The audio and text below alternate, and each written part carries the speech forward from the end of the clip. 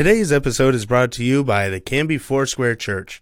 Since 1978, a place to grow, connect, and serve. Find out more at canbyfoursquare.com or on Sunday mornings at 9 and 11 a.m.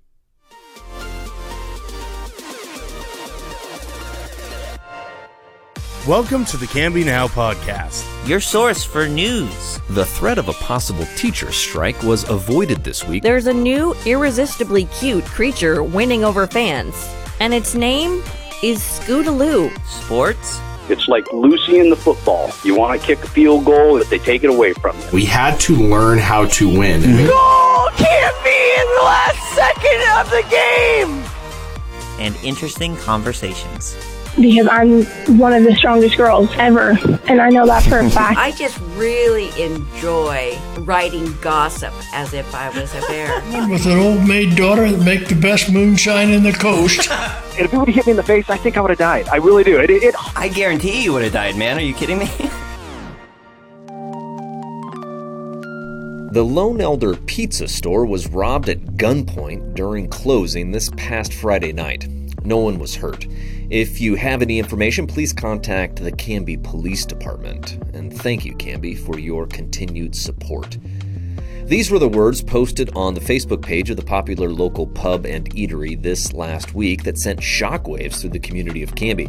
Robberies at gunpoint are, fortunately, not something that happens every day in our quiet little town, and the news was met with a lot of questions. How did they get inside? Was there more than one suspect? Was it an inside job? How much money did they take? Questions that are all without answers, at least at this point. Canby Police Department Lieutenant George Troe later confirmed the incident, explaining that the robbery at about 2:55 a.m. early Saturday morning. Lone Elder closes to the public at 2:30 a.m. on Friday and Saturday. Lieutenant Troe said one of the employees was there at the time to close up and confirmed, quote, an undisclosed amount of cash was stolen. At this point, we are actively working on some leads and are not releasing any other information, Lieutenant Troe said on Monday. We reached out to the Canby Police Department again before putting this episode together, but there was no new information to report. Lieutenant Troe said they are, quote, making progress and hopes to be able to share more by the end of the week. Anyone with information about this case is asked to call the Canby Police Department, their non-emergency line, at 503-655-8211.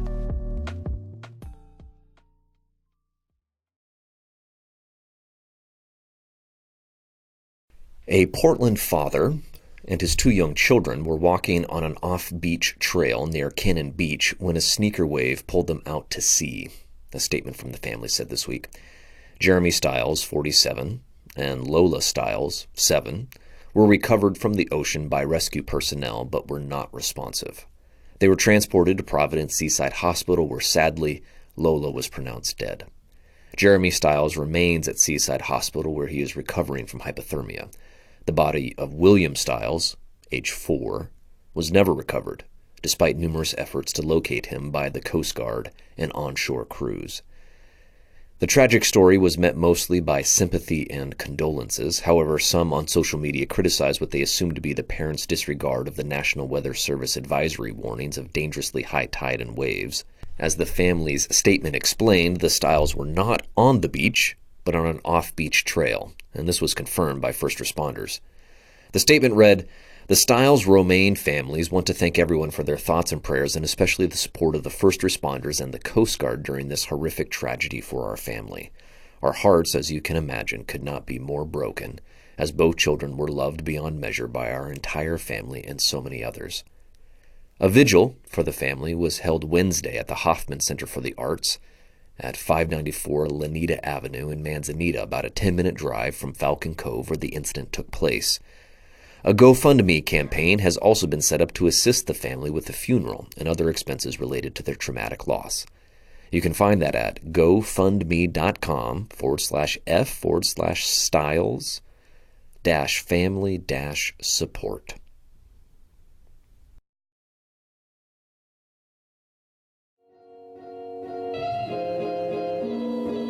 A former civilian program manager for the Oregon National Guard is in hot water for, quote, misrepresenting the condition of military equipment and thereby jeopardizing the U.S. Army's war-ready posture.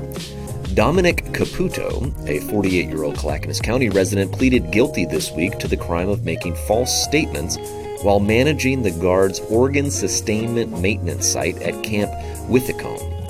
The OSMS supports readiness and training of the U.S. military by refurbishing out-of-service electronic equipment owned by the United States Department of Defense.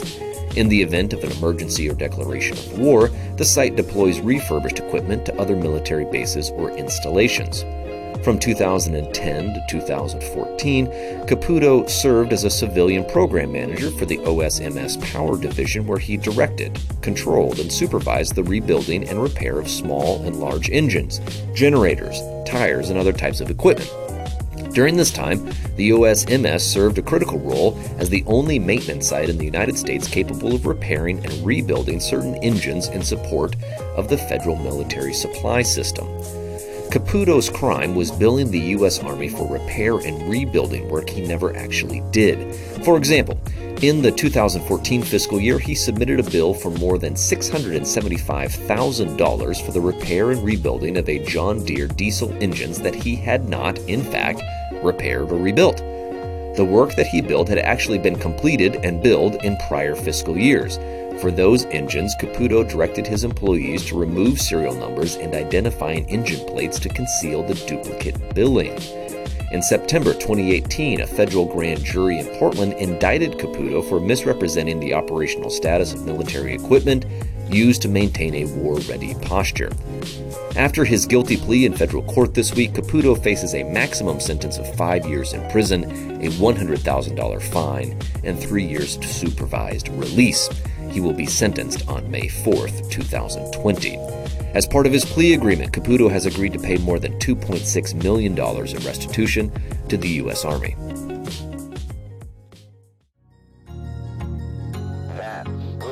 Four suspects believed to be part of an interstate theft ring are now in the custody of the Clackamas County Sheriff's Office thanks to an alert employee at the Clackamas Costco. The Costco employee called authorities to report a customer who had used a stolen out-of-state ID to create a Costco membership card. The suspect had then used the fraudulently obtained Costco card to purchase 3 iPhones worth $3,600. Costco, of course, is known for its selection of products available in bulk, but fancy new iPhones aren't typically something you buy 3 or 4 of at a time. Sheriff's Office deputies responded and pulled the suspect's vehicle over as they were attempting to leave the Costco parking lot.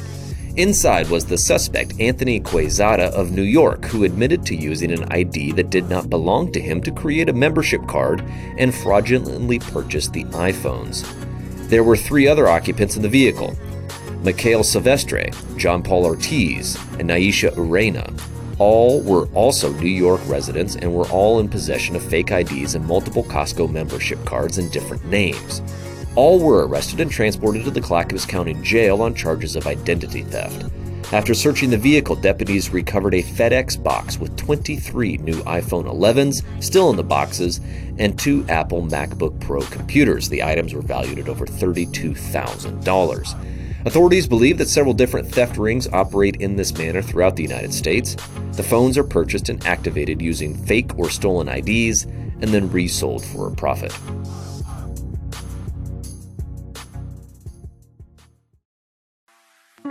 Police Beat for the 2 weeks of November 26th all the way through December 9th.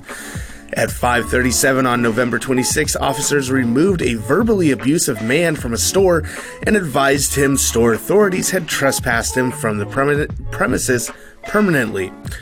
On November 28th, which I will now refer to as Night of the Living Trespassers, and goodness gracious, we got a lot of them. 7:33 a.m., report of an unknown person unlawfully entering a parked vehicle overnight. Although items found in the glove box had been tossed around, no items had been reported missing. At 7:54 a.m., an officer made contact with the owner of a vehicle, which appeared to have been ransacked overnight. The owner reported nothing appeared to be missing. At 8:07 a.m., after noticing a vehicle appeared to have been broken into overnight, an officer contacted the owner's vehicle Other officers located a backpack which had been stolen from the vehicle and returned to the owner. At 8:28 a.m., report of theft of items from a parked vehicle. 9:08 a.m., an officer contacted the owner of a vehicle that appeared to have been ransacked overnight. The owner had unable to determine if any items had been stolen. At 11:39 a.m., a backpack found near a resident was turned into police and it was returned to its owner. Well, that one's not trespassing, but whatever. And then again at 12:47 p.m., report of a theft of an unlocked vehicle overnight. Goodness gracious, someone went on a rampage on that night. And then on November 29th at 8:30 p.m., report of a hit and run, damage to a vehicle parked in a store parking lot, because apparently the citizens of Canby have something against parked vehicles. At 10:32 p.m., following a traffic stop, the driver was arrested for possession of methamphetamine and cited for driving while suspended, driving uninsured, switching vehicle license plates, and failure to drive in the lane. Because everybody knows when you're driving with methamphetamine, you should just drive normally so you don't get pulled over. On November 30th at 5:20 p.m., a person suspected of shoplifting was observed by police driving out of the store parking lot. Once stopped, the suspect reported an accomplice who was still in the store and was responsible for the theft. Both individuals were subsequently arrested. You can't trust your partner in crime. You just can't. At 8:45 p.m., report of juveniles shooting off illegal fireworks near parked vehicles and trespassing through private yards in an effort to avoid police contact. On December 1st at 1:30 a.m., an officer made contact with the driver of a stopped vehicle that was seen earlier driving around and appeared to be lost. Upon contact, the driver walked away from his vehicle and ran into a closed park. The suspect's spouse and probation officer were contacted. Of course, he has a probation officer. An open container of alcohol, illegal drugs, and an anti-theft tag was seized from the vehicle. I wonder why they ran from it. I wonder. We really have no idea, right? At 1:52 a.m., an intoxicated driver using a mobile device was stopped and arrested for DUI, alcohol, and felon in possession of a restricted weapon. The restricted weapon in this case was a phone while you were driving. Stop texting and driving, you fool! December 2nd at 12:12 p.m., a suspect shot a pellet or BB gun at a residential window. December 3rd at 2:46 p.m., an officer responded to a medical call and provided CPR to an emergency unresponsive patient until emergency medical personnel arrived. At 5:06 p.m., report of vehicle backing up into a parked car. Because why not? This is Canby. There's no safe place for parked cars. 7:47 p.m., a customer attempting to return a damaged product refused to leave a store. The customer was officially trespassed from the location and was notified that he would be arrested if he returned. December 5th at 12:06 a.m., following a traffic stop, the driver was arrested for DUI. Can you guess what he was in possession of? I'm just going to give you two guesses. You're probably right. Meth and heroin. At 4 a.m., an officer contacted a juvenile driver of a vehicle who remained stopped at an intersection during the entire cycle of a green light. The parents were contacted, and the juvenile was transported to juvenile facility for curfew violation. Holy cow, that escalated so fast. At 8:23 a.m., report of a stolen work truck. That's it. That's the entire thing for that point. At 6:47 p.m., a pedestrian was arrested on an outstanding Multnomah County warrant. The man, who had previously been evicted from a storage unit where he had been living, was also cited for offensive littering, the worst kind of littering there is, due to his belongings being strewn about on public property. On December 6th at 3:38 p.m., a victim reported purchasing eBay gift cards, as a result of a telephone scam, wherein the caller stated that the gift card purchase was required to resolve fraudulent use of the victim's social security number. At 11:38 p.m., officers responded to a report of an alarm sounding and found that forced entry had occurred at a business. A suspect vehicle was noticed nearby and was stopped, and the driver was arrested for an outstanding Benton County and Marion County warrant.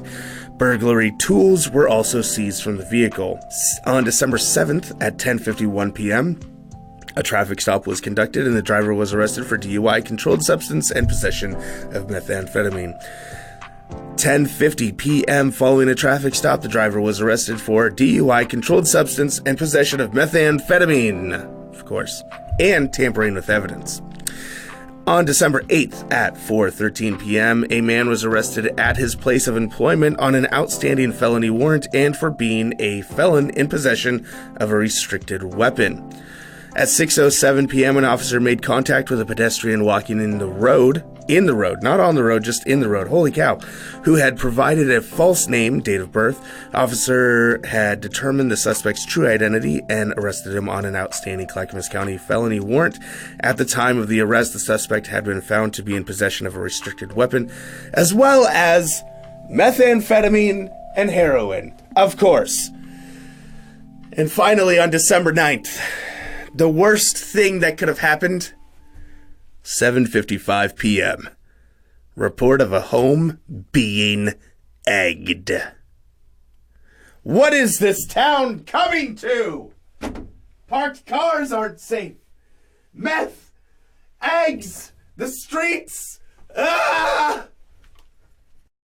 More than 1.2 million Americans receive internet, TV, and telephone services from community cooperatives like Direct Link. They believe that their role revolves around partnerships, whether sponsoring a local event, hosting educational classes, or investing in fiber internet technology. Direct Link is here for our community because they are a part of our community. Beyond just working in Canby, most of Direct Link's employees live here as well. Direct Link's investment in the local area reaches past business interests and extends into the everyday lives of neighbors, friends, and families. Visit them online at directlink.coop to learn more about their communication services and community activities. This week's Patreon shout out goes out to David and Linda Tate. Thank you so much for supporting us on Patreon.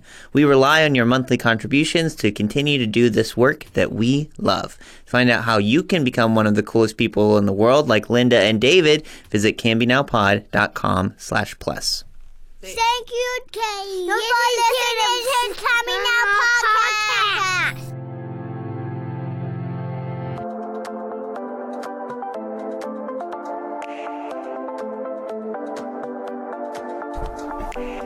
All right, on the Canby Conversation today, we're here in the studios in Canby, hosting Linda Tate and Charity Payne. How you guys doing? Great. Good. Wonderful. Hi, Linda. Thanks for having us. Yeah, delighted to have you. We're going to be talking about a really cool program that actually is a national program, but has a long history here in Canby, the Honor Flight program. And why don't you start by just telling folks what it is? I'm sure most people have heard of it, but... Yeah. Well, for those who don't know, the Honor Flight is a program that was put together to make sure that all of our veterans from prior wars get back to Washington, D.C. to see all the monuments. So the Vietnam War, the Korean War, and the World War II Memorial. A lot of these veterans that are World War II veterans, of course, are leaving us. So we're kind of running out of time to get the rest of the... It's astonishing. I mean, if you do look at something like 21,000 a day that are passing. Yeah. And I believe, isn't that where the Honor Flight program first came out of? The realization that we were losing these veterans. They had never had a chance to see the monument that was built as a thank you and in honor of them. That's right. Yeah. So all of the travel is provided for the veterans. The veterans don't pay a dime. Their travel is provided for, their meals, and they are given a hero's welcome. Every airport that they land at, transfer flights, there's a water cannon waiting for them on the tarmac, and they get... A water cannon? What is that? Yeah, that's where the local fire department comes and sprays the water like over the top of the plane. Okay, yeah. Cool. Yeah. And they get... A little bit less threatening than it sounded. So it sounds like... yeah. Don't bring a water cannon to a water gun fight. So. No, yeah, you'll lose. You will lose. They get the bagpipe, Patriot Guard, and everybody there clapping when they get off. And on our Veterans Day episode, we had Doc Hickman, a Korean War veteran who had just gone on an honor flight. Oh, nice. And he was just over the moon. He basically asked to go onto the show so he could talk about his, honor flight. But one thing that was really cool that really touched him was a bunch of local kids had done cards for them. Yes. And they were really cute, and they're like, thank you for your service, and crowns and stuff, crayons. And a number of other things that you're describing as well. But just like you said, they pull out all the stops. So. Yeah. On the flight home, they have mail call. Okay. And then they gather up all the letters they've collected for each serviceman and hand it to them, and they get to read them on the way home. So yeah. Cool. So you guys are newly involved with the program as co-admins. What does that mean? Mm-hmm, that's correct. So I was asked by the board of directors to consider taking over the administrative part of the board. And so when I was asked to do that, I knew it was going to be way too big of a job for just myself. So that's where Charity came in. I let them know I would do it, but I would only do it if she could co-chair with me because I just couldn't do it by myself. So what our job will be is to figure out the entire itinerary, the whole agenda for the next flight, which is in next September. To get these gentlemen ready to go, get their tickets and their guardians lined up. And the guardians, by the way, pay their own way. So the overhead, anything you donate to the honor flight goes directly to the veterans. Yeah. Talk a little bit about the guardians, because that's a really cool aspect of this program as well. Every single veteran has a guardian that goes with them. And in my case with my dad, it was myself. My husband went as a guardian for a man who didn't have a family member that could go. So they are always looking for volunteers to go. You still have to pay your own way, but it's a really lovely way to give back. Yeah. My understanding is often it's a family member, as you said, or a younger veteran. I know that was the case with Doc. It was I believe a Tualatin Valley firefighter. It was a firefighter. I don't remember the agency, and also a veteran who did it. And Doc was very happy with him too. He was telling me all the stories about all the kids he had saved, from burning buildings and stuff. So, yeah. Cool. So, Charity, what was your interest in getting involved in the program, or did Linda have to twist your arm to join her? No arm twisting at all. I'm like Linda has mentioned before. I am a retired Navy wife. My husband served 20 years and 20 days, and I was. You're retired from being a wife? No, I'm just kidding. No, that part never retires, unfortunately. But so we were stationed. 20 years, you said. Yeah, he did 20 years, wow. And we were married for 15 and a half of those 20 years, and so we moved all over the country, and we were stationed at a little tiny NASA base in Wallops Island, Virginia. Okay. And my husband ran their radar. So being 3 hours from Washington, D.C., that was our field trip, as we would go to Washington, D.C. Sure. So we got to see the World War II Memorial, and we got to see the honor flight members there in their polo shirts that are all matching. And being a photographer, I offered to take pictures for them so their guardians did not have to step out of the picture, they could participate. And so to get to see it on that end, and then retire, move to Oregon, and then hear about Bill, I thought we need to do more than just write him a letter, and so I contacted Linda and David, and we were able to plan a surprise homecoming to Waite Park for Bill. 72 years late, but we still got to do that, and that was special.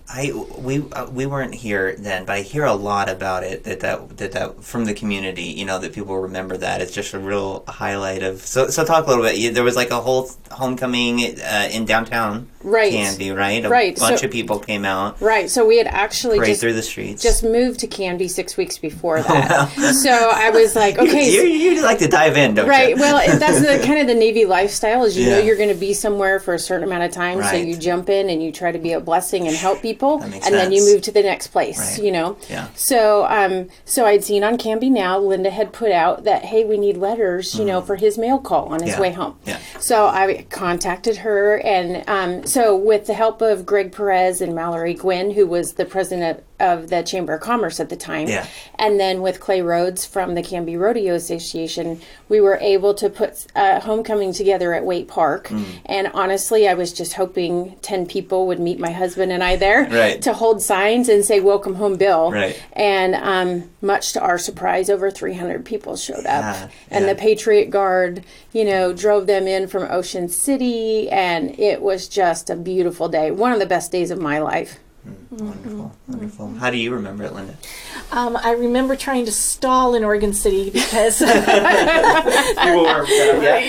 plane came in early, and you know the Patriot Guard hadn't gotten there yet, and so my son said, "Hey, Papa, do you want a ham sandwich?" And he ran across the street, and my dad kept saying, "Why am I eating a ham sandwich? I want to go home." Why am I eating a ham sandwich? He says, "I'm tired." And I said, "Okay, well, we're just taking a rest and having a sandwich, okay?" And he's like, "Well, okay." So when the honor guard showed up, he said, "Who are these people?" And I said, "It's a surprise." And he said, "A surprise?" Because he really didn't know anything about it. So they escorted us into Canby, and when we pulled up is when I told him what was going on, and he was just over the moon. He was so happy. And even on his deathbed, he said that was second in line to being married and having children. That was the highlight of his life. Oh my gosh, that is so wonderful. Yeah, very cool. And I think that that's something that people maybe forget or don't realize, you know, that because we say thank you for your service and all this stuff, you know, and they hear that a lot, and you figure somebody that's in their 70s or 80s or 90s has heard it enough times that you don't realize that it matters every time, you know, and maybe especially maybe some Vietnam vets, you know, haven't heard it really, you know, even however old they are at this point. So, and as my dad said, there's a big difference between thank you for your service and welcome home. Because when he got off the train after World War II, his mother was ill. He went straight to the farm. He didn't even get a welcome home from anybody. So that meant so much more to him. He probably didn't even get a ham sandwich. He did. I don't think he did. Well, I understand you mentioned, Charity, the Canby Rodeo, that the Canby Rodeo has been a long-time supporter of Honor Flight. Yes, that is their main thing that they support. And last year, I believe they raised enough money to send 18 veterans to Honor Flight. Cool. And I think it's around $1,400 or so a person. So they go out for a few days, right? They're in DC for like Thursday, and they come back Sunday. Okay. So but it's a solid packed 3 days that they're gone. So they invited us 2 years ago to get to go with Bill and some of the other Honor Flight members to meet in a special section of the rodeo, and we got to watch the rodeo, and then they got to wave, and they actually put them in the big pickup, a Ford pickup, and drove them around the arena, and everybody cheered, and you know, to see their smiles up on the big screen, I mean, you can't ask for more than that. You know, and then they pass bags around while they're doing that, and to collect money for the next group that they're going to send. That's so cool. Yeah. Awesome. Linda, you being a guardian, and Charity, the experiences you've had, can you talk a little bit more about the impact that these trips have on the veterans that are able to go, and kind of the importance of making this possible for as many vets as we can?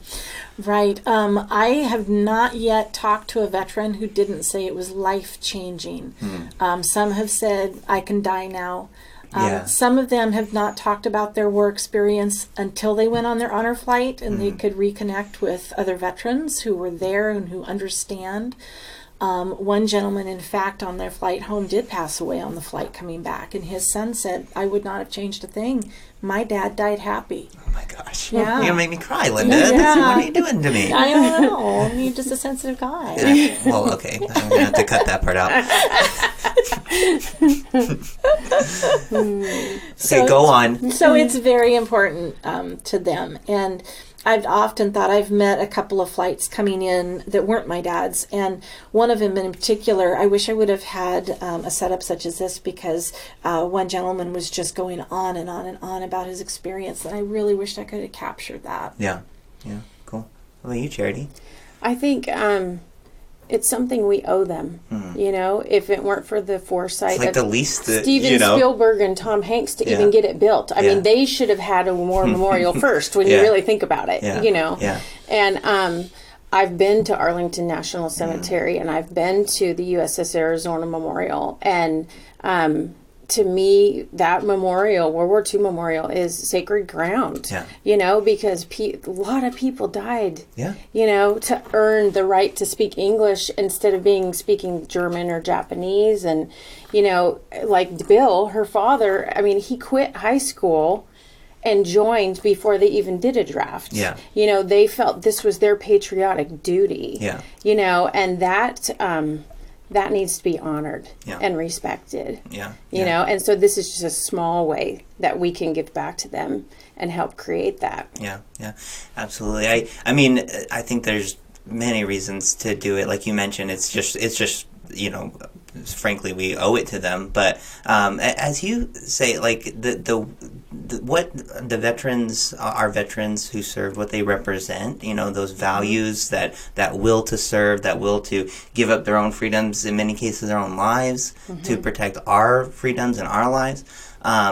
We show what matters to us by what we give our time and what we honor and remember. You know, we uphold those values by doing that. And so by honoring our veterans, by giving time and money, if you can, to things like that, we show that those values that they represent, those matter to us, you know. Absolutely. Yeah. So how can people support or be part of this? Well, they would just need to contact either myself or Charity, or they could go directly to the website. I believe it's on Facebook and a separate webpage for Honor Flight of Portland, Oregon. Okay. And that's an important distinction because there's lots of honor flights, and every state has them. So. Okay. Yeah. Cool. So this one's of Portland, Oregon. Correct. Okay, because there's a lot of Portlands too. Yeah. Cool. And you said the next trip is going to be September. Yes, next September. And, you know, just on a side note, the folks who do these and who take these folks on these trips, it's not a one and done. They track everybody. They know who passes away. Okay. And when they came and did the fundraiser at the Canby Fair, the flag was coming by and my dad was in a wheelchair and he started to struggle to stand up, and I couldn't bear his weight. And Stuart, one of the main guys there, he saw what was happening and he ran over and he said, "I'll get you up." So he was able to pull my dad out of the wheelchair so he could stand for that flag one more time. Wow, that's really cool. Yeah. And I think that the Honor Flight program is open to World War II and Korean veterans? And Vietnam. And Vietnam as well. Yeah. Okay, cool. Yeah. So if you've served and you would like to take your honor flight, get your application in. There is a wait list, obviously. They're taking World War II vets as long as they have their memory, they know who they are, where they are. If they have any other problems, they're dealing with the medical, just because they are aging out. Yeah. So they will take them if everything else is in order. And then next, I believe, is Korean. And then after that, in terms of priority is Vietnam. Yeah. That makes sense, just in terms of age, not in terms of priority, like we value them more or whatnot. But correct. But I can say our flight had a mixture. Yeah. Yeah, and that was the case that Doc described as well, that I think there was more World War II, but a mix of World War II and Korea. So, yes. Cool. And just to speak to the will of these service members to go, Bill had a heart attack the week before he was to go, and he's like, "No, I'm going on that flight." Yeah. I was like, he just had to get to Washington, D.C. So I thought, wow, these people are way stronger than you could imagine. Right, right. You know? Yeah. No, I mean, they call them the greatest generation for a reason, and it wasn't just like the they did that and then they came and turned into normal people. I mean, those values and who they were, they are still those people. So absolutely, yes. Well, thank you, ladies, so much for what you're doing for Honor Flight. Thanks for coming on to tell us about it. It is absolutely our privilege to serve, and again, if anybody has any questions, we'd be happy to answer. Cool. Thank you. Yeah, thank you. Thank you.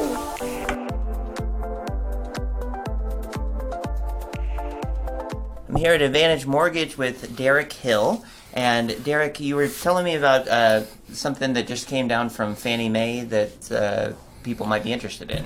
Yeah, Fannie Mae just came out with a report that said that the average homeowner in the United States has approximately 70% equity in their home. Oh, wow. Right. I mean, that's obviously average throughout the whole country, but because values have come up so substantially in the last 10 years, there is a ton of equity available that people can utilize. Cool. So if people are potentially like looking to buy or move into a new home, you're saying that equity means it might be something that you would look at remodeling instead of maybe if the market's not looking favorable to you. Right, 100%. Because the market in Portland is so tough to buy, we have an average of like 2.5 months worth of inventory, so it's just super hard for people to find what they're looking for. It may be just easier for them to take out some equity and do the upgrades or do an addition or pay off some debt or lots of different things. And that's one of the things that we love to do with people is sit down with them and kind of go over a game plan. Cool. That's one of the biggest things is knowing what you can do, and we love taking the time to do that for people. Awesome. And people can find you on your website or just give you a call? They can go to findtheadvantage.com or call 266-5800, obviously 503 area code. And we love to chit-chat, and we have, 8 or 9 different loan officers here in the Canby office that would love to sit down with somebody and work with them. Cool. Thanks, Derek. So just remember, Derek Hill, NMLS number 50183, Advantage Mortgage, NMLS number 177059, equal housing opportunity.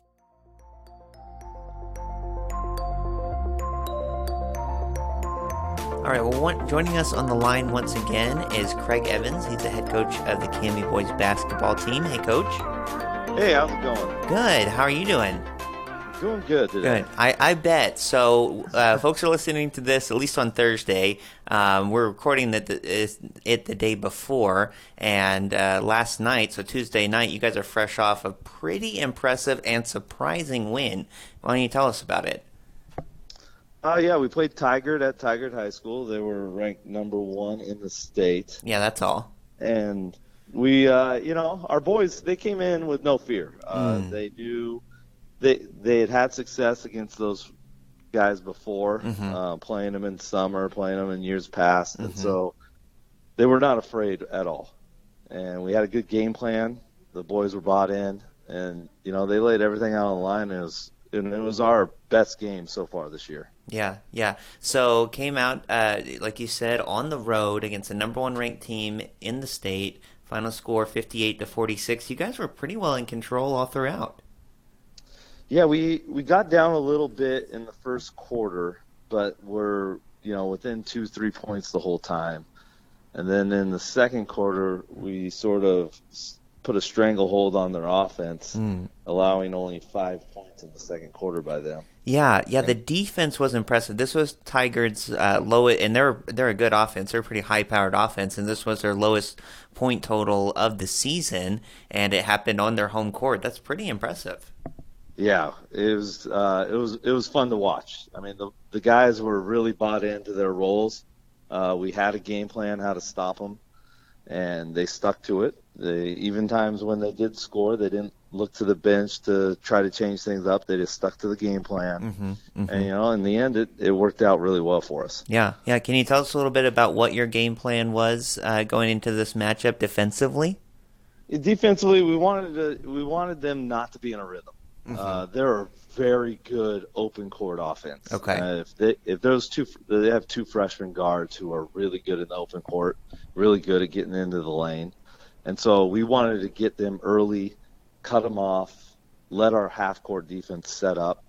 And then at that point, we zoned them, we manned them. We kept changing on them so they didn't get into a rhythm. They didn't know what they were going to do on offense next. They had to slow down. They had to wait. They had to get a call made from the bench. And then we adjusted from there. Nice. Cool. And I know offensively, I mean, last time you and I talked, Diego Arredondo was the man of the hour, scoring 30 points in that game against McNary. Last night, I gather that it was a pretty balanced offensive approach, which is more typical for you guys, I would say. I think Tyler Mead was your leading scorer, and he had only 13. Yeah, he had 13, and then Alex Evans had 12, and then both Diego and Chance had 9. And then Ben had 8. Yeah. So all of our starting 5 were from 8 to 13 points. Mm-hmm, mm-hmm. And that's pretty typical, isn't it, for your offense? Most games tend to share the love quite a bit. Yeah, they do share the love, and it's great to watch. It's whoever has the hot hand. Those 5, they find each other. Yeah. Alex had 2 threes back to back in the third quarter. He had 2 threes in the first half. And so they find him. They know when to get him the ball. You know, Tyler, he was all over the place. His defense last night and his rebounding was amazing. And then he tipped a lot of passes, got some easy buckets, and then went 8 for 9 from the free throw line, which is awesome. Yeah, that is awesome. Well, congratulations on the huge upset. You guys that was the first game of league play, so that's a really good way to start out the Three Rivers League competition. Yeah, very good. Three Rivers League season. What's kind of your outlook going from here? Obviously, from the outside, everyone kind of sees this as a huge upset, which it was, but it sounds like you guys, you didn't go in feeling intimidated or really feeling like this was, a different game than any other, just needed to do what you execute that game plan and do what you need to do. Yeah, Three Rivers League is a very tough league. I would say from top to bottom, we're all really good teams, and we could come out and, beat each other at any certain time. Mm-hmm. You have to play well. Mm-hmm. And last night we played well, and so we got the win.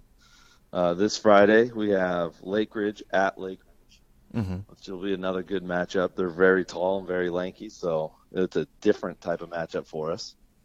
And then, we go into the big Spirit Week after that. Yeah. So that's coming up. That was our main reason for doing this interview, is telling about some of the fun stuff going on for Spirit Week and Pack the Gym Night next week. Obviously, we, with a game like last night, we wanted to give that a little airtime as well. But what do you have planned for the upcoming week at Canby High School?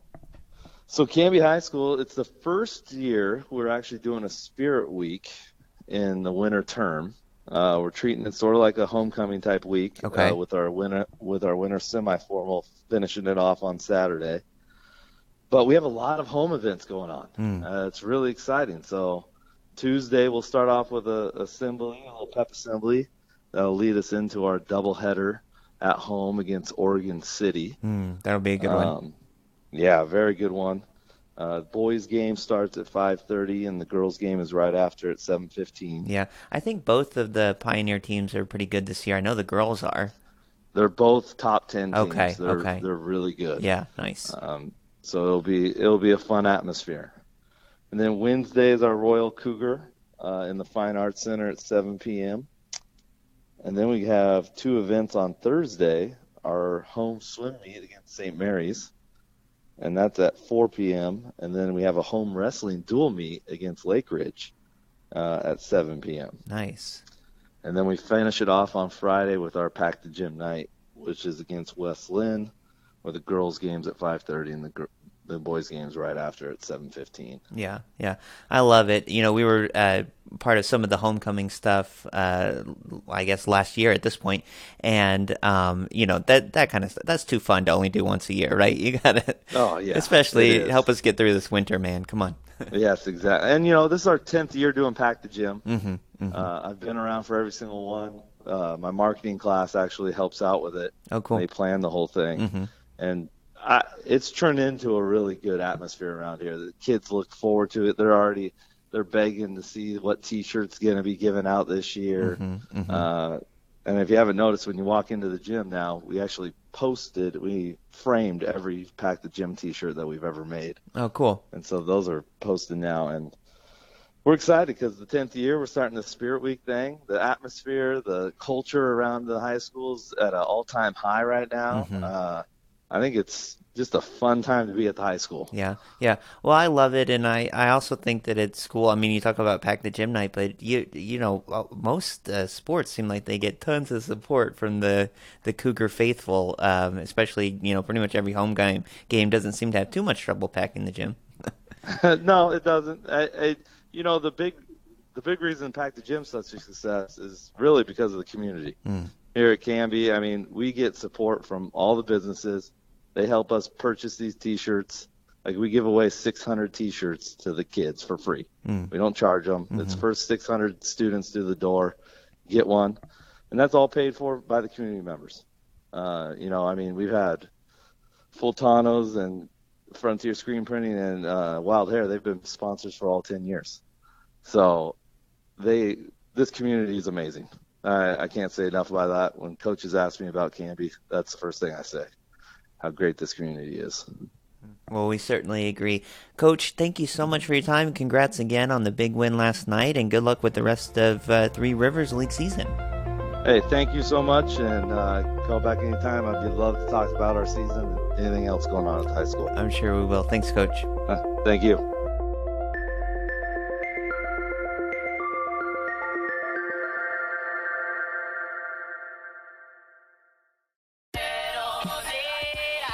Canby Then is brought to you by Retro Revival. They are not your average antique shop.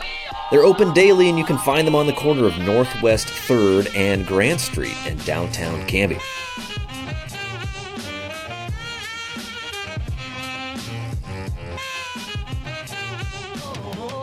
Not only was Bob Kaufman instrumental in helping fulfill the vision of the Hope Village Senior Living Community, he also has the distinction of being the second guy to ever move in. Hey, they don't call him Bob Hope for nothing. Hope Village is the sprawling retirement community that helps anchor the south side of Canby.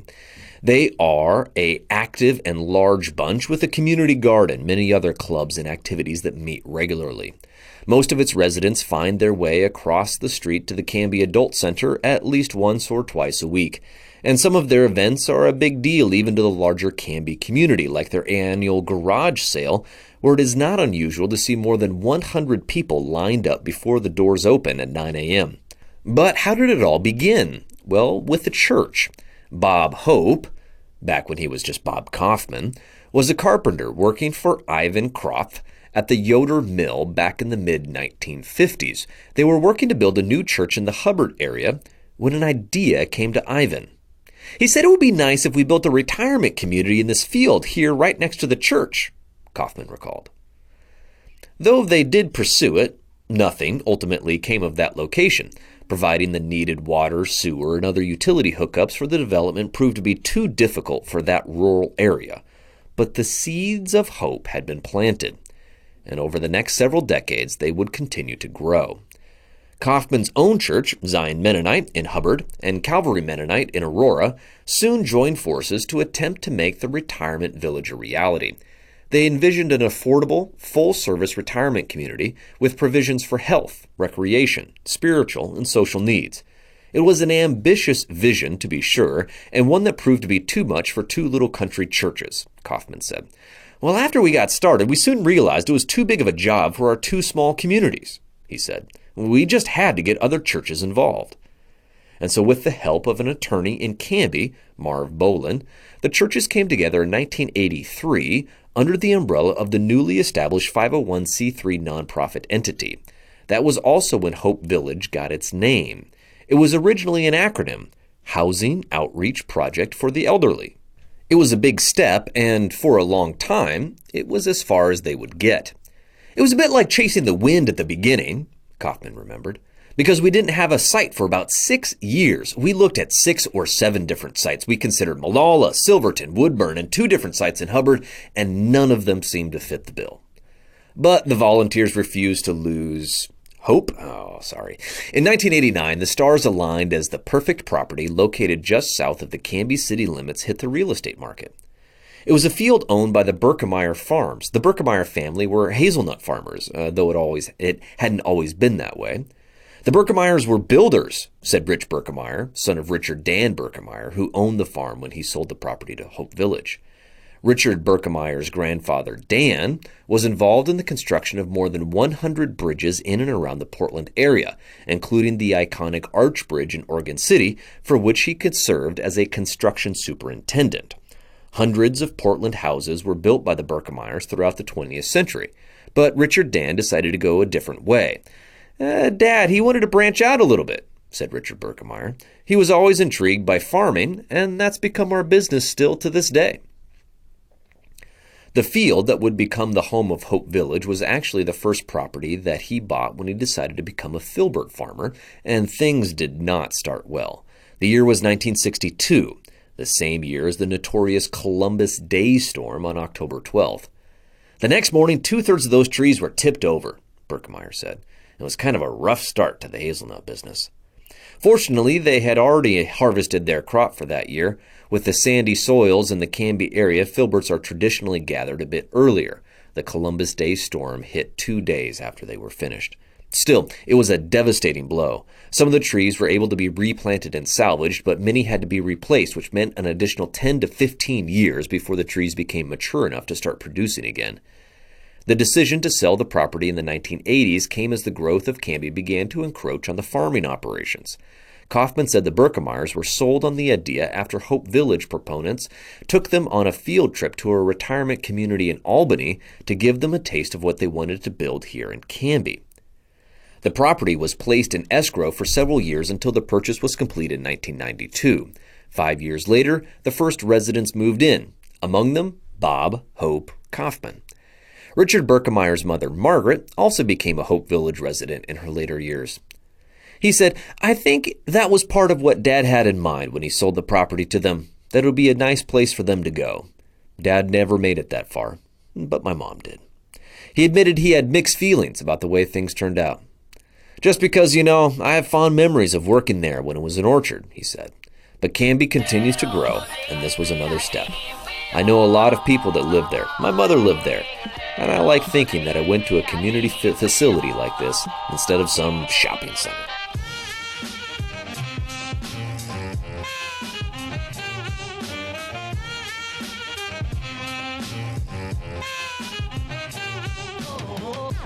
The Canby Now podcast is brought to you in part by the Wild Hair Saloon, where Canby goes to eat and have fun.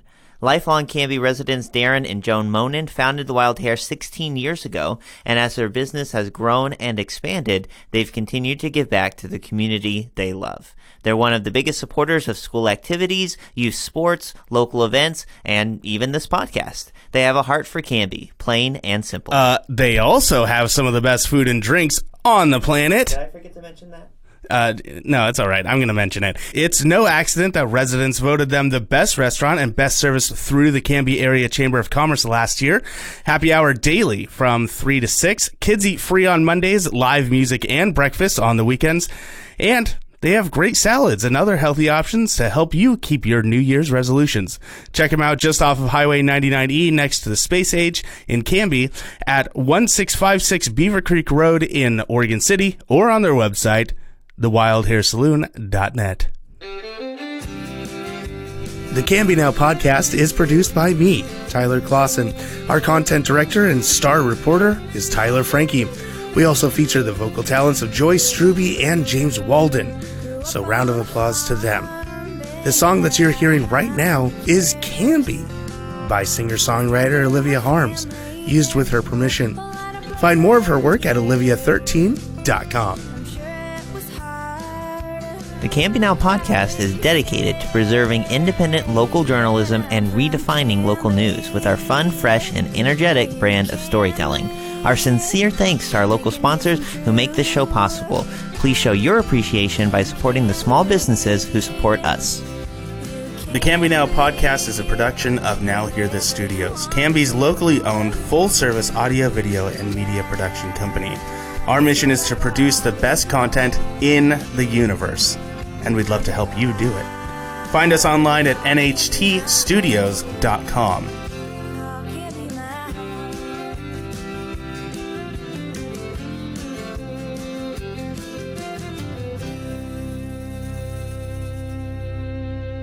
I will take a motion to adjourn. I just moved it. I didn't even ask for it, though.